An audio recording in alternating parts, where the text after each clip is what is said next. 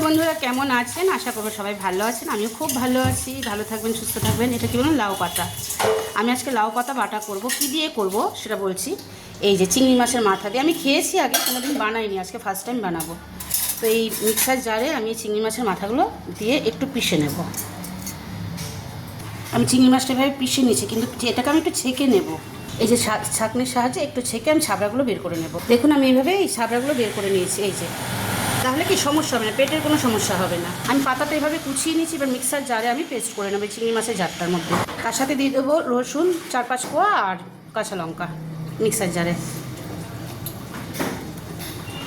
লাউ পাতা, কাঁচা লঙ্কা, রসুন এভাবে পেস্ট করে নিয়েছি। আর চিংড়ি মাছটা এই যে আমি কড়াইতে সর্ষের তেল দিয়ে দিয়েছি আর একটু কালো জিরে দিয়ে দিলাম। আমি এবার লাউ পাতাটা দিয়ে দিলাম, বাটাটা নুন হলুদ দিয়ে দিলাম আর চিংড়ি মাছ বাটাটাও দিয়ে দিলাম। একসাথে এবার বাটাটা হবে। একসাথে মিশ্রণটা এরকমভাবে ভালো করে নাড়িয়ে চাড়িয়ে শুকিয়ে নেব। দেখুন আমার লাউ পাতা চিংড়ির মাথা দিয়ে রেডি। এক থালা ভাত খেয়ে নেবেন, একবার খেয়েই দেখুন বানিয়ে এরকমভাবে। ঠিক আছে, আবার পরের ভিডিওতে আসছি।